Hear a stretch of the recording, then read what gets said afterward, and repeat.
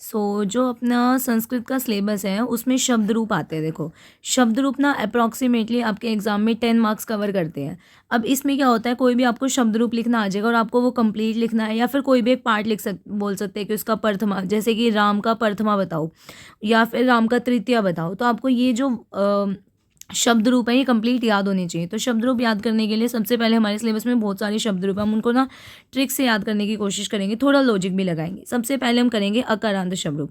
अब अकारांत का मतलब क्या है, जैसे आप राम लिखोगे, इस म को अगर हम तोड़ते हैं तो म प्लस में अ आता है, इसके पीछे क्या आ रही है, अ की प्रोनाउंसिएशन आ रही है, इसलिए ये क्या है, अकारांत है।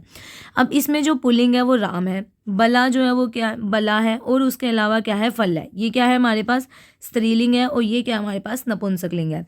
तो सबसे पहले हम देखेंगे राम। देखो राम का आपको कंप्लीट आपके टिप्स पे होने चाहिए, क्योंकि इस राम के से ही आपकी सारी जो ट्रिक्स हैं वो डिराइव्ड होंगी। तो राम के बाद सबसे पहले देखते हैं बला। देखो इसके वाली जो ये सारी पॉइंट है, रामऊ रामऊ, बस यहाँ पे बलऊ बलऊ की जगह पे हमें बले बले करना होगा। बाकी भ्याम वाले 3 पॉइंट इकट्ठे आएंगे, और जो ये राम्यो वाले पॉइंट है यहाँ पे भी इकट्ठे आएंगे, और जो हे बलू है, ठीक है। तो बीच वाली लाइन इसके याद करने से हमें ये भी याद होगी। इसके बाद नेक्स्ट यहाँ पे देखो, सबसे पहले इसके लिए यहाँ पे एक वचन में आपको ये ट्रिक याद रखनी है, मैया ये यहाँ याम, मैया ये यहाँ याम। अगर आपको एक बार ये ट्रिक याद हो जाती है तो आप यहाँ पे इसको लगा सकते हो, बला, देन उसके बाद बला, फिर ये या, फिर ये, फिर यहाँ, फिर या, फिर याम, फिर हे बला। यहाँ अब बच जाता है आपका बहुवचन। क्या होगा इसका, तो बहुवचन होगा इसका बला बला। जब भी हमारे पास स्त्रीलिंग आता है तो ज़्यादातर हम यहाँ पे क्या लगाते हैं, भी लगाते हैं। जैसे यहाँ पे क्या था, राम ही था, लेकिन यहाँ पे भी आएगा। फिर बाकी भे भे, तो वो भी यहाँ पे आएगा, बलाभ्य बलाभ्य, बला नाम, बलासु और वह बला। तो ये दोनों इस तरीके से आपको याद हो जाते हैं। नेक्स्ट हमारे पास आता है नपुंसकलिंग। नपुंसकलिंग में क्या होगा, यहाँ पे आनी आ जाएगा। अब देखो चेंज हो गया ना, ये 2 पॉइंट चेंज हो रहे हैं, 2 पॉइंट चेंज हुए, और एक तीसरा पॉइंट भी चेंज हो रहा है। तीसरा पॉइंट डिफरेंट चल रहा है, लेकिन ये दोनों पॉइंट सेम चल रहे हैं।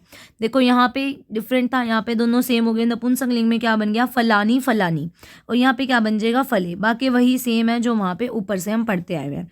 यहाँ पे भी सिर्फ इन दो में डिफरेंस आएगा, जो ऐसे बले थे वैसे ही ये बन जाएंगे। यहाँ की जो ट्रिक है आपको याद रखनी है, मनियत से। तो अगर आपके पास कोई भी अकारांत का आता है तो आप एक चीज़ याद रखोगे, पहले देखो कि राम बला है और फल है। अब कुछ भी दे सकते हैं, ऐसा नहीं है। पहले चेक करो कि वो पुल्लिंग है, स्त्रीलिंग है या नपुंसकलिंग है। अगर पुल्लिंग है तो आपने डायरेक्ट याद किया हुआ है तो उसको लगा दो, लेकिन अगर आता है हमारे पास स्त्रीलिंग या नपुंसकलिंग तो आपको एक ये ट्रिक याद है। अगर ये 2 ट्रिक याद है तो हमारी पहली लाइन तो हमारी बन जाएंगी। दूसरी लाइन में हमें सिर्फ इनमें चेंज करना है और ये दोनों में ही सेम आएगा। तीसरी लाइन में सिर्फ आपको 3 पॉइंट्स को याद रखना है। इस तरीके से आपके जो अकारांत वाले हैं ना वो सारे याद हो गए। नेक्स्ट पे अब हम चलते हैं ईकारांत। अब ईकारांत का मतलब क्या है, देखो मैंने छोटी ई लगाई यहाँ पे, इसका मतलब अब आप मुनि लिखो, मुनि। ये पीछे जो ई आ रही है, मुनि, लास्ट में ई आ रहा है ना, ये जो ई है ना आपकी, ये क्या है, ईकारांत को दिखा रही है, ठीक है। तो सबसे पहले इसकी भी ट्रिक है, मनाए ए ओहो। आप इसको ऐसे याद रख सकते हो कि जैसे मुनि लोग, मैंने ऐसे याद किया था कि जैसे मुनि लोग जो होते हैं ना, हम उनको मनाते हैं कि आ जाओ हमारे घर आ जाओ, आ जाओ हमारे घर आ जाओ, तो मनाया ना हमने उनको, तो मनाए ए है ओहो, ए है ओ। तो यही सेम ट्रिक यहाँ लगाओ। अब देखो मुनि, यहाँ पे मुनि मुनि ही आएगा, बाकी मुनि भी हम। अब यहाँ पे मुनियो क्यों लगाया, हमने यहाँ पे क्या लगाया था, हमने यहाँ पे लगाया था फल्यो। तो वही तो सेम है, बस हमने क्या करा, यहाँ पे इस न को आधा कर दिया, तो मुनियो। नेक्स्ट यहाँ पे देखो, यहाँ पे हमारे पास राम से लिखेंगे तो रामहा रामान रामे ही, लेकिन यहाँ पे ऐसा नहीं होगा। यहाँ पे हमारे पास क्या आएगा, मुन्य है मुनि, बाकी भी भय भय नामशु। ये दो और ये पूरी लाइन ही सब में चेंज होगी, बस वही मैंने ट्रिक्स में मेंशन करने की कोशिश की है। देखो अब मति है तो मति के लिए आप याद करोगे ये क्या है, पुल्लिंग है, ये स्त्रीलिंग है, ये नपुंसकलिंग है। हर एक में आपको क्या करना है, अब इस सारी ट्रिक्स को समझने के बाद अगर आपको ये ट्रिक अच्छे से समझ आ जाती है तो आपको क्या करना है, सिर्फ लिखना है कि अच्छा अकारांत आएगा। अगर मुझे ये याद है तो मैं लिखूंगी अकारांत आएगा, अगर उसमें पुल्लिंग है, स्त्रीलिंग है, नपुंसकलिंग है, तो क्या क्या डिफरेंस मुझे मेंशन करने हैं, बस आपको वो मेंशन करना है। ऐसे ही इकारांत में करना है। पहली तीनों की, इसकी भी ट्रिक ही होगी, इसकी ट्रिक ही होगी। अच्छा वारी देखो, वारी ना बहुत आसान होता है। पहले आप लिखोगे वारी वारी, फिर ना ने नह नह नी, क्या है ना, फिर ने, पहले आएगा ना, पहले क्या आएगा ना, फिर आएगा ने, फिर आएगा नह नह, ना, ने, नह, नह और उसके बाद नी। ठीक है, ये ट्रिक अगर आपको याद है, ये बहुत आगे ज़्यादा काम आने वाली है आपकी, तो ये आप लिखोगे। बाकी इसमें ये दोनों सेम हो जाते हैं नपुंसक लिंग में, अगर ईकारांत आ जाता है तो बाकी सेम है। ठीक है, ये और भी ईजी पड़ जाता है आपके लिए, क्योंकि ये भी याद हो गया, इसके लिए कोई ट्रिक्स अलग से याद करनी नहीं पड़ी, और यहाँ पे इन चारों में ये सेम आ गया, बाकी सेम है। अब ईकारांत के बाद चलते हैं ऊकारांत पे। ऊकारांत में भी देखो, अब गुरु है, वहाँ पे क्या था, जब हमने मुनि की बात करी तो मना ये था। अब गुरु आता है तो आप याद करोगे मनावे ओ औ, मनावे ओहो औ, ये सेम यहाँ लगाओगे, बस एक ये चेंज होगा। और इसमें ये मेन याद रखना कि गुरुभ्याम आता है यहाँ पे, क्योंकि अगर आप देखोगे तो गुरुभ्या मतिभ्या आना था, लेकिन यहाँ पे क्या आता है, भ्याम आता है, और यहाँ पे गुरुवो। तो जो भी आपको मेंशन करना है ना, वो मैंने अलग पेन से यहाँ पे सारे में मेंशन कर रखा है, अच्छे से याद करने के लिए। ठीक है, एक्स्ट्रा ये रज्जू की जो ट्रिक है वो ये दे दी यहाँ के लिए, और जो अलग से आपको याद करना है उन सभी को मैंने क्या करा, मेंशन कर दिया।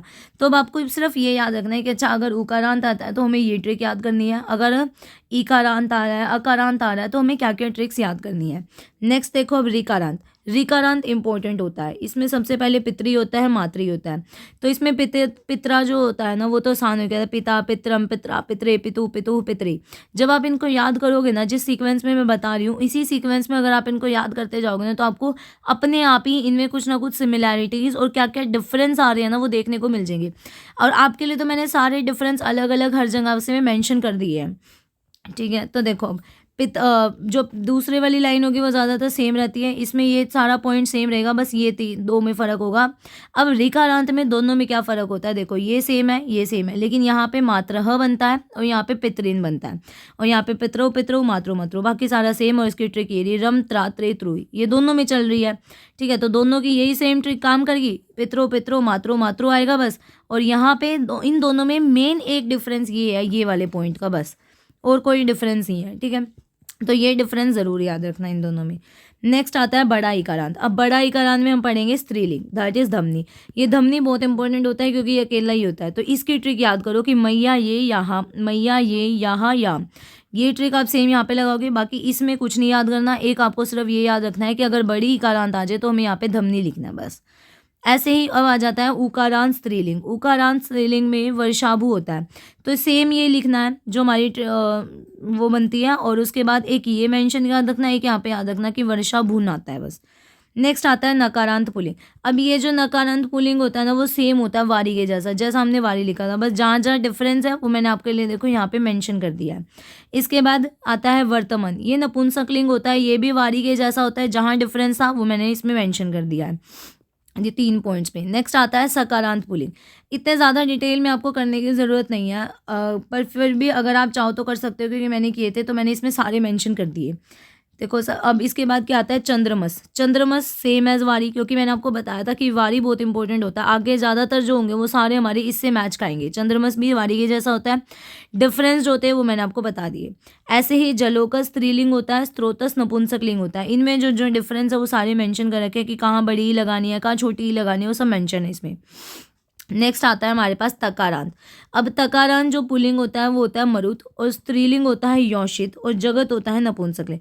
मुझे कैसे पता चलेगा कि ये तकारांत है, देखो इसके लास्ट में क्या आ रहा है, मरुत। ये जो त है ये बता रहा है।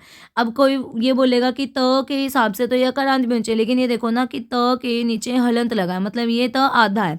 अगर ये त पूरा होता है, इस तरीके से लिखा होता मरुत, तो इसका मतलब ये क्या है, अकारांत है। इसका मतलब ये क्या है, अकारांत है। लेकिन अगर इस त के नीचे क्या लग गया, हलंत लग गया, इसका मतलब अब ये क्या बन गया, तकारांत बन गया। दोनों में डिफरेंस होता है।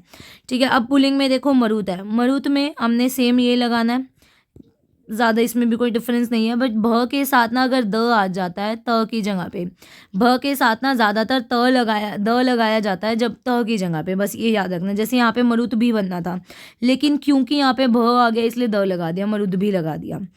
ऐसे ही योषित स्त्रीलिंग है, तो यहाँ पे ये देखो ये 3 डिफरेंस है बस। जगत है, तो जगत में क्या क्या डिफरेंस है वो यहाँ पे मेंशन कर दिया है। नेक्स्ट आता है जकारांत। अब जकारांत में क्या है, बीशज है, स्त्रज है, तो ये सेम देखो यहाँ पे, देखो इसमें ये सारा अलग है। ज़्यादातर हमने जितने भी ऊपर पढ़े उन सब में ये सारा जो होता था वो सेम होता था, ऊपर के 2 में डिफरेंस होता था। इसमें क्या है, सिर्फ इसमें डिफरेंस है। और एक चीज़ और यहाँ पे याद रखना कि यहाँ पे भीषक आता है, क्या आता है, भीषक आता है, भीषज नहीं आता। नेक्स्ट आता है स्त्रज। ऐसे इसमें होता है स्त्रज में, नेक्स्ट हमारे पास आता है दकारांत, सुहद, परिषद। इतना ज़्यादा याद करने की ज़रूरत नहीं है, देखो सुहद में तो डिफरेंस भी बस एक ही है, परिषद सेम ही है जो हम याद करते हैं। इसके बाद नेक्स्ट आता है शकारांत। शकारांत होता है जैसे कीदृश हो गया, एदादृश हो गया, तो इसमें एक तो ये मात्रा लगानी है, ये सेम होता है राम के जैसा, और ये भी सेम होता है एज राम, ठीक है। नेक्स्ट आता है चकारांत, जो स्त्रीलिंग का होता है, इसमें वाच है तो वो वाणी है। अब इसमें देखो ये 3 डिफरेंस है, ये एक डिफरेंट है और ये एक डिफरेंट है। नेक्स्ट आता है हमारे पास शकारांत। शकारांत में स्त्रीलिंग है, प्रावरेश, वर्षा ऋतु, सरशिप, आयुष, नपुंसकलिंग। ये कौन कौन से डिफरेंस है वो सारे हमने यहाँ पे बता दिए। तो यहाँ पे आपके ये सारे शब्द रूप थे, इन सभी शब्द रूप को में से आप जो चाहे वो याद कर सकते हो। सारे मत याद करना अगर आपको सारे याद नहीं करने हैं तो, बट मैंने आपको सारे दे दिए। मेन अकारांत आपको अच्छे से आना चाहिए, जो ईकारांत है वो आपको अच्छे से आना चाहिए, उकारांत भी अच्छे से आना चाहिए। ज़्यादा पूछे जाने वाले जो है रीकारांत बहुत इंपॉर्टेंट होता है, इन दोनों को याद करना बहुत आसान है। एक बार ये वाली ट्रिक याद कर लो, रम त्रा त्रे तुर्री, ये ऐसे बोलो 3-4 बार, रम त्रा त्रे तुर्री, आपको आराम से याद हो जाएगा। इसके बाद ये चीज़ सारी सेम है, बस एक डिफरेंस जो है वो याद रखना है, यहाँ पे पितृन आता है, यहाँ पे मातृ आता है। नेक्स्ट हमारे पास जो आता है वो आता है ईकारांत। ईकारांत में धमनी अकेला होता है, इसलिए इसको अच्छे से याद करना। उकारांत भी याद करना, ठीक है, और नकारांत भी याद करना। इसके बाद आगे जो है वो आपकी मर्जी है, आपको अगर करने हैं तो करना, मत करना। दैट इज सकारांत हो गया, ठीक है। इसके बाद तकारांत हो गया, नेक्स्ट जकारांत हो गया। भीषज का एक कर सकते हो आप लोग, इंपॉर्टेंट है क्योंकि हमारे सिलेबस से ज़्यादा मैच खाएगा भीषज। नेक्स्ट आता है दकारांत और उसके बाद शकारांत, ठीक है। और यहाँ पे आपका ये ख़त्म होता है। और आपको और किस किस टॉपिक्स पे संस्कृत में या फिर किसी भी सब्जेक्ट में किस टॉपिक पे वीडियोस चाहिए, उसके लिए मुझे नीचे कमेंट सेक्शन में बता देना। और साथ में चैनल को सब्सक्राइब कर लो, क्योंकि अब इस पे ऐसे ही कुछ शॉर्ट वीडियोस आने वाली है, ठीक है। जो ट्रिक्स से रिलेटेड होंगे ना, जितने भी वीडियोज़ होंगी वो मैं ज़्यादातर यूट्यूब के चैनल पर ही डालूंगी, तो मैं आप चैनल को सब्सक्राइब कर सकते हो। Thank you.